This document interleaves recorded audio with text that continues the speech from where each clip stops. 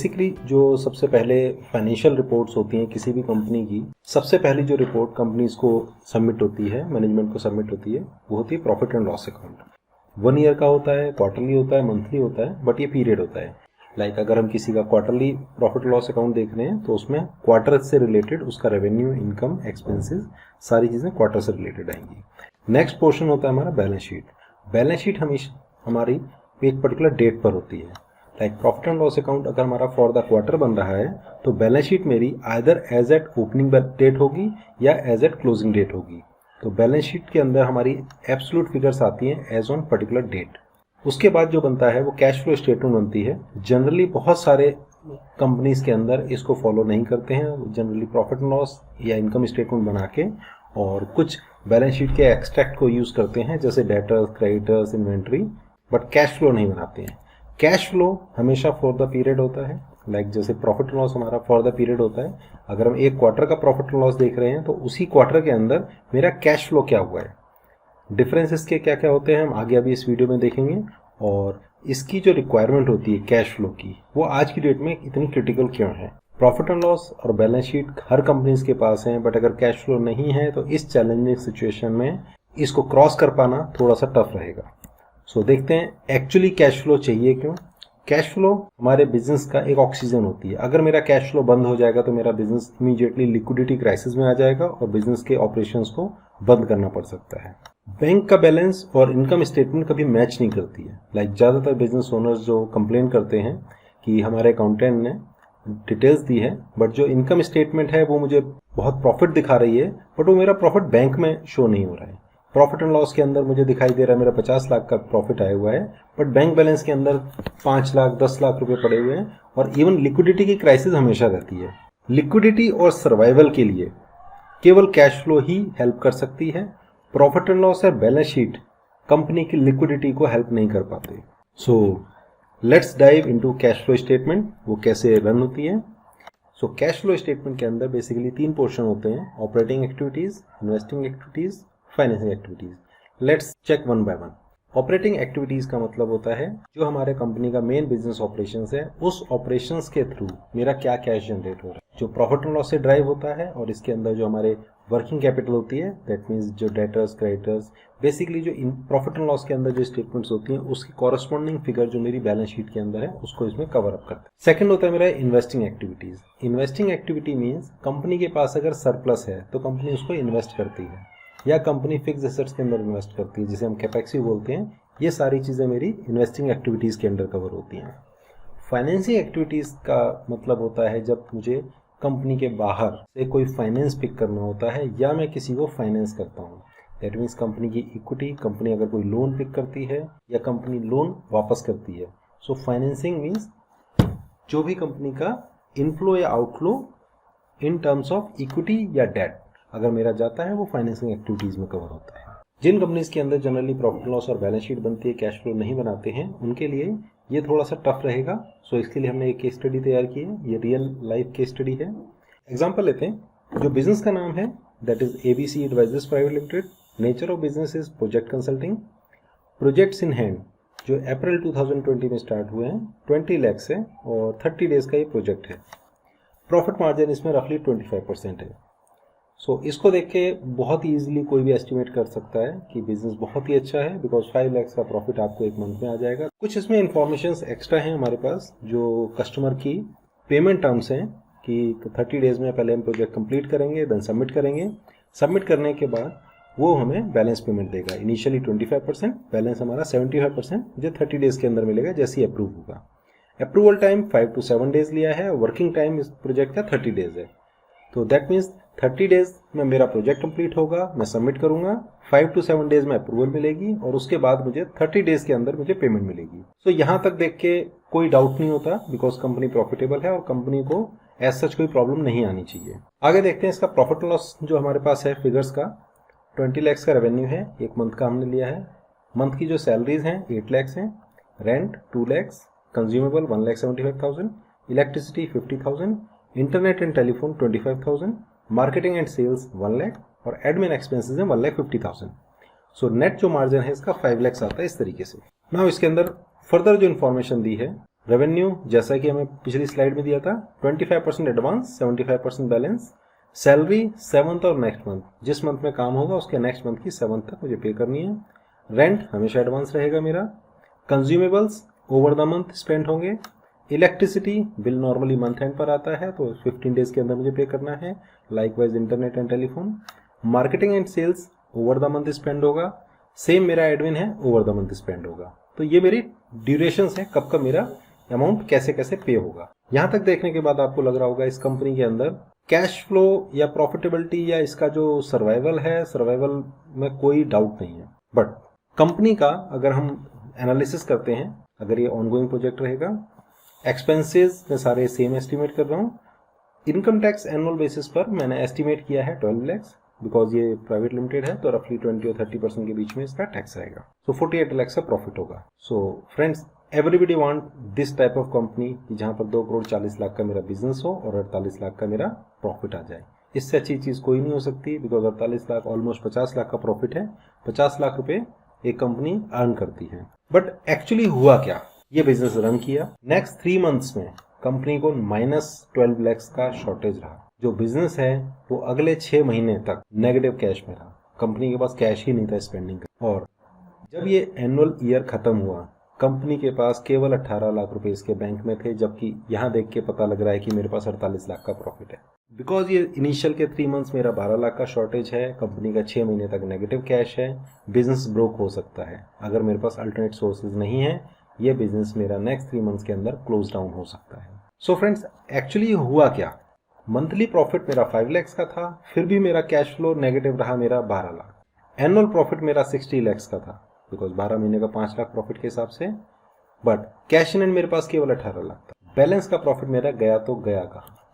Then है मेरा profit and loss मेरा मैच नहीं कर रहा है कैश फ्लो से, और कुछ नहीं, इसके अंदर अकाउंटिंग एरर ही समझ में आता है, बिकॉज इतना बड़ा ब्लंडर, इतनी बड़ी मिस्टेक जनरली नहीं हो सकती। इसके पीछे जो जब एनालिसिस किया हम लोगों ने, तो इसमें काफ़ी चीज़ें निकल के आई। जो बिजनेस की टर्म्स हैं कस्टमर के साथ, उन टर्म्स की वजह से मेरा ये रीज़न हो सकता है।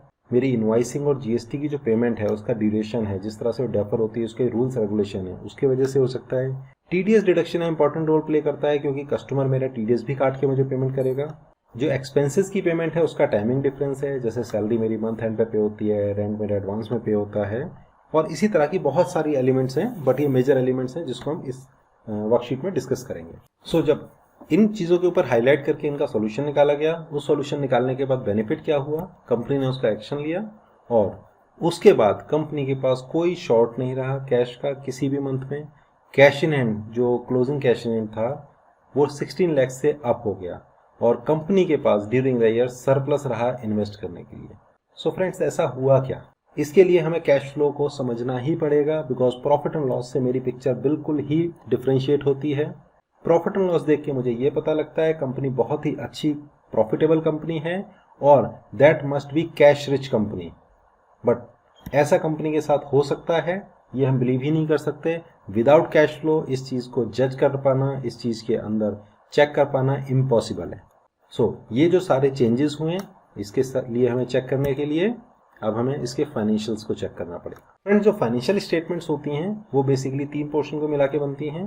प्रॉफिट एंड लॉस अकाउंट, जिसको हम इनकम स्टेटमेंट बोलते हैं, बैलेंस शीट, जिसको जनरली में स्टेटमेंट ऑफ अफेयर्स भी बोलते हैं। इन दोनों को मिक्स करके जब हम कैश फ्लो स्टेटमेंट बनाते हैं, तब मेरी फाइनेंशियल स्टेटमेंट्स का पूरा ब्लॉक कवर होता है। सबसे पहले हम देखते हैं जो बिजनेस की बेसिक ट्रांजैक्शंस हैं जो इस पूरे बिजनेस के अंदर हुई हैं, पहले उनको एक बार चेक करते हैं। बिजनेस के अंदर जो बिलिंग था हमारा 20 lakhs का था, उस 20 lakhs के 2 पीरियड थे, जैसा कि हमने स्लाइड में देखा था। इस स्लाइड में देखते हैं दोबारा। जो हमारा बिजनेस था 20 लाख का बिजनेस था मेरा, उस 20 में से 25% मुझे एडवांस मिलना था। 30 डेज का मेरा वर्किंग पीरियड था, और 5 से 7 दिन के अंदर अप्रूव होगा। उसके बाद मुझे 30 डेज के अंदर मुझे वापस वो प्रोजेक्ट कंप्लीट करके मुझे पेमेंट मिल जाती है उसकी। उसके बाद ये वाली शीट है जिसके अंदर मेरी बाकी की पेमेंट्स हैं, जैसे सैलरी मेरी 8 lakhs है। इवन अप्रैल मंथ की सैलरी होगी, बट इसका जो आउटफ्लो होगा मेरा मई मंथ में होगा। रेंट मेरा अप्रैल का है, सेम मंथ में होगा। सो फ्रेंड, बिजनेस ट्रांजैक्शंस का बेसिक्स यहाँ पर चेक करते हैं एक बार दोबारा। जो बिलिंग मंथ है और जो एक्चुअल मेरे पास कैश रिसीव होगा, उन दोनों के मंथ्स में डिफरेंस है। डिफरेंस किस लिए है वो देखते हैं। सबसे पहले मुझे जब 25% मुझे मिलेगा फर्स्ट मंथ के अंदर, उसको मैं 0 पीरियड मानता हूँ कि आज मेरा अगर एग्रीमेंट साइन होता है तो मुझे आज 5 लाख रुपीज़ मिल जाएंगे।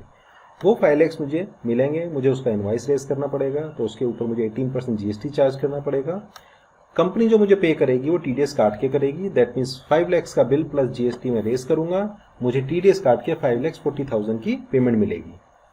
उसके बाद जब मेरा मई मंथ के अंदर जब मेरा काम खत्म होगा, बिकॉज अप्रैल अगर मैं 0 डेट लेके चलता हूँ, 30 डेज के अंदर मेरा प्रोजेक्ट कंप्लीट होगा, मैं प्रोजेक्ट सबमिट कर दूंगा। उसके 7 डेज के अंदर, दैट मीन्स मई 7 तक मेरा प्रोजेक्ट अप्रूव होगा और मई 7 के अंदर मैं उसी डेट में अपना इनवाइस रेज करूंगा, सो दैट कि मुझे 30 डेज के अंदर पेमेंट मिल जाए।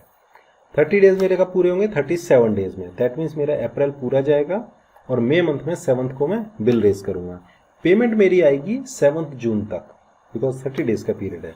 तो नीचे वाली टेबल में आप देखेंगे कैश फ्लो मेरा कब इनफ्लो होगा? जून में। सो अप्रैल में 25% आएगा मेरे पास और जून मंथ में मेरे पास बैलेंस का 75% आएगा। सो इसके बेसिस पर हम इस टेबल से ये क्लियर हो जाता है कि अगर मैं 1 मंथ की ट्रांजेक्शन्स करता हूँ तो वो मेरा कैसे कैसे किस मंथ में रिफ्लेक्ट करेगी। अब हम डिस्कस करते हैं जो एक्सपेंसेस साइड है, जो मेरी आउटफ्लो साइड है। सैलरी मेरी 8 लाख है, मई मंथ में फर्स्ट टाइम कैश पे होगा। रेंट मेरा अप्रैल में ही पे हो जाएगा। कंज्यूमेबल्स मेरी अप्रैल में स्पेंड होंगी। इलेक्ट्रिसिटी का बिल मेरा मई में आएगा, मैं मई में पे करूंगा। इंटरनेट और टेलीफोन्स अप्रैल मंथ का बिल मई मंथ में आएगा, पे करूंगा। मार्केटिंग एडमिन मेरा ड्यूरिंग द मंथ एक्सपेंस में जाएगा। जीएसटी की पेमेंट यहाँ पर मैंने मई और जून में किस लिए ली है? बिकॉज अप्रैल मंथ में मैंने जब इनवाइस बनाया तो मुझे नेक्स्ट मंथ के 20 तक मुझे पे करना है, तो मैंने 90,000 जो फर्स्ट 5 लाख के ऊपर है वो मैंने मई में पे किया। सेकंड, मेरा जो मई मंथ का इनवाइस था, इस टेबल में वापस देखिए, मुझे 37 डेज में इनवाइस रेज करना है। दैट मीन्स मुझे मई मंथ में ही इनवाइस रेज करना पड़ेगा, बट पेमेंट मेरी उसके बेसिस पर जून में आएगी। बिकॉज अगर मैं जून में इनवाइस रेज करूंगा तो मेरी पेमेंट जुलाई में आएगी। सो यहाँ पर कैश इनफ्लो मेरा जून मंथ में होगा। इस टेबल के नीचे सबसे नीचे आप देखो जो टोटल आउटफ्लो है वो मेरा डिफरेंट मंथ में स्कैटर्ड है। इनफ्लो मेरा डिफरेंट मंथ में स्कैटर्ड है। इसका इम्पैक्ट क्या हो रहा है? ये मैंने 1 मंथ की ट्रांजेक्शन ली है। नेट कैश आउटफ्लो आप देख सकते हैं। फर्स्ट मंथ में मेरा -85,000 है। सेकेंड मंथ मेरा -9,65,000 का कैश हो गया। दैट मीन्स 10 लाख का मेरे पास ऑलमोस्ट शॉर्टफॉल हो गया सेकेंड मंथ के अंदर, और थर्ड मंथ में जाके मैं कैश पॉजिटिव हो पाऊंगा। अब ये वर्कशीट बनाइए पूरी, जिसको हम कैश फ्लो स्टेटमेंट बोलते हैं। बेसिकली कैश फ्लो स्टेटमेंट सबसे ऊपर की जो टेबल है इसके अंदर हमने दिखाया है ये बिलिंग साइकिल है हमारा। बिलिंग साइकिल को समझते हैं पहले। Revenue M1, M2, M3। M1, M2, M3 का मतलब है मेरा first month, second month, third month of the quarter. ये मैंने इसलिए डिफरेंशिएट किया है सो दैट कि टेबल समझने में इजी रहेगा। यहाँ पहली एंट्री देखते हैं, रेवेन्यू M1 5 लाख का मेरा बिल रेज हुआ। इसका जो सेकंड पोर्शन है 75% मेरा मई मंथ में रेज होगा। इसी तरह M2 लाइन में दैट मीन्स मई के अंदर मेरा सेम असाइनमेंट जब आएगा मेरे पास तो मई मंथ के अंदर मुझे 25% मिल जाएगा, बैलेंस मेरा जून में मिलेगा। ये जो बिलिंग साइकिल है ये मेरा अप्रैल से लेके मार्च तक एज इट इज चलेगा। फर्स्ट मंथ में मेरा हर असाइनमेंट का 25% और बैलेंस मेरा नेक्स्ट मंथ में बिल रेज होगा। इसके बाद सेकंड टेबल देखते हैं जो मेरा एक्चुअल कैश फ्लो है, जहां मैंने इनफ्लो किया हुआ है। इस इनफ्लो के अंदर मेरा 5,40,000 मेरा अप्रैल मंथ के अंदर जो कैश रिसीव होगा मुझे वो 5,40,000 होगा। 5 लाख से ऊपर जीएसटी ऐड होगा, टीडीएस लेस होकर मिलेगा। इसी तरह मई मंथ में जब मेरा एग्रीमेंट साइन होगा या मई मंथ में जब काम करूंगा तो मुझे दोबारा से उसका 25% मिल जाएगा, बट जो अप्रैल मंथ का जो बैलेंस कैश है वो मेरा जून मंथ में आएगा। तो यहाँ पर मेरा जो गैप है वो बीच में 1 मंथ का चलेगा। फर्स्ट मंथ में 5 लाख का पेमेंट आ जाएगा, सेकेंड मंथ छोड़ के थर्ड मंथ में मेरा 15 लाख का बैलेंस पेमेंट आएगा। लाइकवाइज करते हुए मेरा मार्च तक ही चलेगा। तो आप देख सकते हैं अप्रैल का जो मेरा इनफ्लो है 5,40,000 है टोटल, मई का मेरा 5,40,000 है, जून से ऑनवर्ड्स मेरा 21,60,000 रुपये मेरा कैश इनफ्लो होना शुरू हो गया है। इसी तरह नीचे आते हैं सैलरी जो मेरा आउटफ्लो है। फर्स्ट मंथ में कैश आउटफ्लो नहीं होगा, सेकेंड मंथ से स्टार्ट हो जाएगा मेरा, बिकॉज हर मंथ का एक्स्ट्रा पेमेंट मेरा होगा। इसी तरह मेरा रेंट और बाकी एक्सपेंसेस जाएंगे। नीचे देख सकते हैं हम जो जीएसटी की पेमेंट है, इस जीएसटी की पेमेंट को आपको क्रॉस चेक करना है। आप बिलिंग साइकिल से चेक करो। अप्रैल मंथ की बिलिंग की पेमेंट मेरी मई होगी, मई मंथ के बिलिंग की पेमेंट मेरी जून में होगी। यहाँ पर मेरा कैश फ्लो नहीं होगा, मेरा बिलिंग पीरियड चलेगा। तो इस हिसाब से अप्रैल में कोई जीएसटी पेमेंट नहीं है, मई मंथ में 90,000 है, जून ऑनवर्ड्स मेरी 3,60,000 पेमेंट होती रहेगी, क्योंकि मेरी मंथली एवरेज 20 लाख की बिलिंग शुरू हो जाएगी। इसके अकॉर्डिंग आप देख सकते हैं मेरा इनफ्लो और आउटफ्लो के अंदर मिसमैच है। जो मेरा टोटल इनफ्लो और आउटफ्लो है उसका डिफरेंस मेरा नेट कैश फ्लो आ रहा है। फर्स्ट मंथ में -85,000 है, सेकेंड मंथ में भी माइनस है, 10,50,000 है। थर्ड मंथ से मेरा 3 लाख का मेरा कैश इन हैंड पॉजिटिव होना शुरू हुआ है। अब नीचे सबसे क्यूमुलेटिव कैश जो बनाया है, इसका रीजन क्या है? अप्रैल मंथ में मेरे पास कैश की शॉर्टेज होगी 85,000, मई मंथ में मेरे पास होगी 11,35,000 की कैश शॉर्टेज। जून में बिकॉज मेरा पॉजिटिव कैश कुछ आ जाएगा तो मेरी जो नेगेटिव कैश का बैलेंस है वो माइनस कम हो जाएगा मेरा 8,35,000। लाइकवाइज करते करते मेरे पास अगस्त मंथ तक मेरा कैश इन हैंड जो क्यूमुलेटिव फिगर है वो माइनस में रहेगी। फर्स्ट टाइम जो मेरा कैश पॉजिटिव होगा सितंबर मंथ में होगा। इसको दोबारा आप चेक कर लो। अप्रैल से लेके अगस्त तक मेरा आउटफ्लो ज्यादा है क्योंकि मंथ ऑन मंथ मेरा एक्सपेंस हो रहा है। जो मेरा इनफ्लो है वो मेरा थोड़ा सा डेफर्ड हो रहा है, इसी वजह से मेरा हर मंथ में कैश नेगेटिव था स्टार्टिंग के मंथ्स में। एक्चुअल में थर्ड मंथ से मेरा कैश इनफ्लो आना शुरू हो गया है, बट जो फर्स्ट और सेकंड मंथ का जो मेरा शॉर्टफॉल था उसको कवर अप करने के लिए मुझे मिनिमम 5 मंथ्स का गैप लगा यहाँ पर। अब इसमें देखते हैं जो एनुअल फिगर्स है मेरी उसमें क्या डिफरेंसेस हैं। आप देख सकते हैं बिल्कुल राइट मोस्ट कॉलम में रिसीवेबल्स। रिसीवेबल मीन्स मेरा क्या है, जो मैंने फरवरी में जो बिल रेज किया था जिसकी पेमेंट मुझे अप्रैल में आनी है, मार्च में मैंने जो बिल रेज किया था जिसकी पेमेंट मुझे अप्रैल में आनी है, तो इन दो बिल्स की payment that means 16,20,000 Feb month का, 16,20,000 मुझे मार्च मंथ का जो बैलेंस है 32,40,000 रुपये मुझे मिलेगा अप्रैल में और मई मंथ में मिलेगा। TDS 24 lakhs है, ये बिकॉज मेरा पूरा साल का जो ट्रांजेक्शन हुआ है 2,40,00,000 का हुआ है और ये कंपनी है इसका 10% का TDS डिडक्ट हुआ है। सैलरी मेरी पेबल साइड में रहेगी बिकॉज मार्च मंथ की सैलरी अप्रैल में पे होगी तो 8 लाख रुपए है। इसी तरह इलेक्ट्रिसिटी और इंटरनेट है 50,000 और 25,000, ये मेरा नेक्स्ट मंथ में पे होगा। लाइकवाइज जो GST की पेमेंट है मेरी, वो जो मेरा बैलेंस रह गया मार्च मंथ का और जो बैलेंस बिलिंग रहेगी उसकी मैं पेमेंट अगले महीने में करूंगा।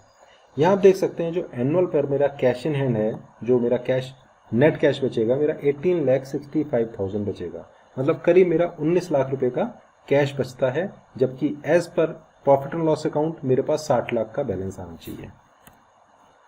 यहाँ पर जो पेमेंट टर्म्स हैं 30 दिन की हैं, इसका जो इम्पैक्ट है वो हमारा ये पड़ा है। अब यहाँ पर मैनेजमेंट ने जो डिसीजन लिया, बहुत मेजर डिसीजन नहीं लिया क्योंकि यहाँ पर मेजर डिसीजन लेने की जरूरत नहीं थी। कंपनी ने केवल 30 दिन से 20 दिन का पीरियड कर दिया अपना क्रेडिट का, बिकॉज कंपनी ऑनगोइंग है तो उसने कस्टमर से बात करके केवल अपना जो आउटस्टैंडिंग का पीरियड है वो 30 दिन की जगह 20 दिन का 20 + 7 डेज का पीरियड है, 27 डेज में पेमेंट आ जाएगी। इससे इफेक्ट क्या हुआ, मेरा बिलिंग साइकिल कोई चेंज नहीं होगा, केवल मेरा पेमेंट साइकिल चेंज होगा। अब जो अप्रैल मंथ का मेरा काम होगा, फुल अप्रैल मंथ में मैं काम करूंगा, मैं 7 मई से पहले पहले मेरा प्रोजेक्ट अप्रूव हो जाएगा, मैं 7 को उसकी बिलिंग कर दूंगा। बाय 27 मतलब सेम मंथ में ही मेरे पास पेमेंट आ जाएगी। तो जो पेमेंट मुझे जून में आने वाली थी वो पेमेंट जून से ना पहले आके मेरे पास मई मंथ में आ जाएगी। सो फ्रेंड्स, इसका इम्पैक्ट क्या पड़ा, मेरा केवल इनफ्लो चेंज हुआ, आउटफ्लो में मेरा कोई चेंज नहीं है। अब आप सबसे नीचे बॉटम लाइन में आ जाओ, मेरा फर्स्ट मंथ का जो कैश नेगेटिव था वो 85,000 है केवल, सेकेंड मंथ ऑनवर्ड्स में पॉजिटिव हो गया। मेरा क्यूमुलेटिव कैश फर्स्ट मंथ का जो 85,000 है केवल वही एक मेरा शॉर्टफॉल है और उसको भी बहुत इजीली मैनेज कर सकते हैं बिकॉज पहले वाले केस में मेरा 11 लाख का कैश नेगेटिव था और मुझे अगले 5 महीने तक उस कैश नेगेटिव को मैनेज करना पड़ता। यहाँ पर केवल मुझे 1 महीने का कैश नेगेटिव है जिसको मुझे मैनेज करना है और वो बहुत इजी था मैनेजमेंट के लिए। ये एक छोटा सा चेंज क्यों कर पाया मैनेजमेंट, क्योंकि मैनेजमेंट के पास ये कैश फ्लो का प्रोजेक्शन उन्होंने करवाया, उसका बेनिफिट उनको हुआ, उनको गोइंग फॉरवर्ड अपनी कंपनी की स्ट्रेंथ पता लगी, लिक्विडिटी की क्राइसिस क्या आ सकती थी वो पता लगी और इसके बेसिस पर उन्होंने डिसीजन ले पाया। और कस्टमर से 10 दिन का नेगोशिएट करना रॉकेट साइंस नहीं था, टफ था, बट इजीली मैनेज हो पाया। सो फ्रेंड, कैश फ्लो जो बनाना पड़ता है, कैश फ्लो और मेरा जो बिजनेस मॉडल है वो दोनों साथ में अगर इंटीग्रेट नहीं होंगे तो मेरे कैश फ्लो का कोई पर्पज नहीं है। रीजन बीइंग, बिजनेस मॉडल हर किसी कंपनी का एक यूनिक होता है। एक कंपनी का दूसरी कंपनी से बिजनेस मॉडल ड्रास्टिकली चेंज हो सकता है, इवन वो दोनों सेम ट्रेड में हो, बिकॉज कस्टमर की पेमेंट्स, जो मैन्युफैक्चरिंग या ट्रेडिंग उनकी इन्वेंट्री का बैलेंस, फंड्स कहाँ से आते हैं, एक्सपेंस किस टाइप के हैं, इंटरनल प्रोसेस क्या है, बहुत सारे चेंजेस होते हैं जो उनके बिजनेस मॉडल बिल्कुल डिफरेंट है। सो कैश फ्लो को उसके साथ इंटीग्रेट करना मस्ट है, चाहे वो मैन्युफैक्चरिंग इंडस्ट्री हो, सर्विस इंडस्ट्री हो या ट्रेडिंग इंडस्ट्री हो, किसी भी टाइप की इंडस्ट्री हो, हर किसी केस में मेरा cash flow without business model incomplete है। किसी भी बिजनेस का सर्वाइवल, और स्पेशली जैसे अभी पेंडेमिक सिचुएशन चल रही है, जो क्राइसिस हैं, ऐसी सिचुएशन में अगर कोई कंपनी अपना कैश फ्लो बना के नहीं मैनेज कर रही है, अपने फोरकास्ट को क्रिएट नहीं कर रही है, जैसा अभी हमने पिछली शीट में देखा, कंपनी बहुत ही डाइसी सिचुएशन में आ सकती है। कंपनी के जो की डिसीजंस हैं वो कैश फ्लो के बेसिस पर, वो छोटे से, जैसे इस केस में केवल एक 10 दिन का जो आउटस्टैंडिंग का पीरियड चेंज किया, कंपनी सर्वाइव कर गई। कंपनी का इन्वेंट्री मैनेजमेंट, रिसीवेबल्स, पेबल्स, जो इंटरनल पॉलिसीज होती हैं उनकी, सैलरी और अदर पेमेंट से रिलेटेड होती हैं, कंपनी को कोई इन्वेस्टमेंट करनी है, कोई मेजर मशीन्स लगानी है, कैपेक्स से रिलेटेड जो भी एक्सपेंसेस होंगे, या कंपनी का कोई भी ऐसा मैनेजमेंट डिसीजन, वो अगर इंफॉर्मेशन के बेस पर होगा वो अच्छा डिसीजन ले सकती है और उसके बेसिस पर कंपनी का सर्वाइवल इंश्योर कर सकती है। यहाँ पर जो सबसे बड़ी इंपॉर्टेंट चीज़ है, जो कंपनी की करेक्ट रिपोर्टिंग सिस्टम अगर प्लेस हो, कंपनी के जो मल्टीपल लेयर्स होती हैं, लेयर्स मीन्स जैसे कंपनी का यहाँ पर देखा हमने कैश फ्लो मेरा नेगेटिव आ रहा है, फर्स्ट लेयर में हमने चेक किया कि जो कैश फ्लो है वो मेरा कहाँ से चेंज हो सकता है। सबसे जो फर्स्ट लेयर है, यहाँ पर जो आंसर है मेरा फर्स्ट लेयर में ही आ गया कि मेरे डेटर्स है, क्योंकि ये सर्विस इंडस्ट्री है और बहुत ईजी एग्जांपल लिया था सो दैट कि आपको इजीली अंडरस्टैंड हो जाए। यहाँ से मैं मल्टीपल लेयर्स ओपन करते हुए, इवन यहाँ पर हम लोग 4 और 5 लेयर्स तक जाते हैं, जिससे मेरा एक्चुअली रूट कॉज निकल के आता है। कंपनी का अगर कोई कंट्रोल से बाहर चीज़ हो रही है वो मैं यहाँ से ईजिली कंट्रोल कर सकता हूँ, और अगर मैं करेक्टिव एक्शन यहाँ पर लेता हूँ based on the proper information, मेरा वो इम्पैक्ट लॉन्ग टर्म होता है, शॉर्ट टर्म नहीं होता।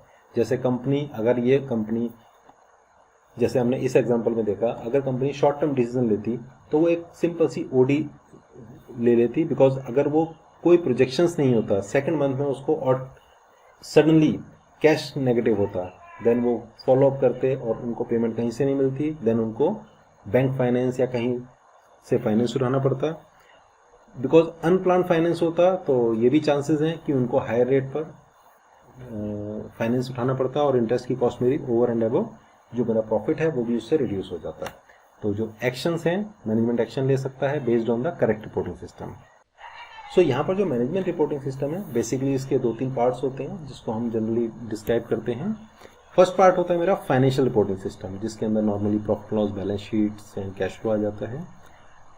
नॉर्मल कंपनीज ये फॉलो करती हैं। सेकंड होता है वेरिएंस रिपोर्टिंग सिस्टम।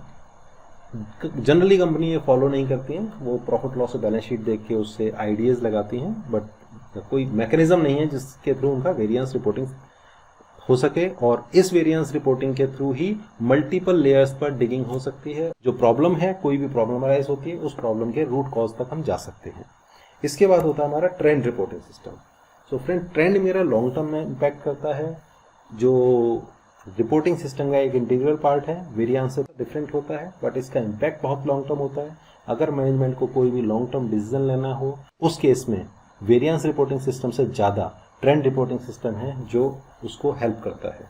जो रिपोर्टिंग्स होती हैं, बेसिकली मैनेजमेंट को डिसीजन लेने के लिए रिपोर्ट चाहिए, रेगुलेटरी कंप्लाइंसेस करनी है उसके लिए मुझे इंफॉर्मेशन चाहिए, बुक कीपिंग है या जो रिटर्न्स फाइलिंग होती है बेसिक लेवल पर, मुझे उसके लिए रिपोर्ट चाहिए होती हैं।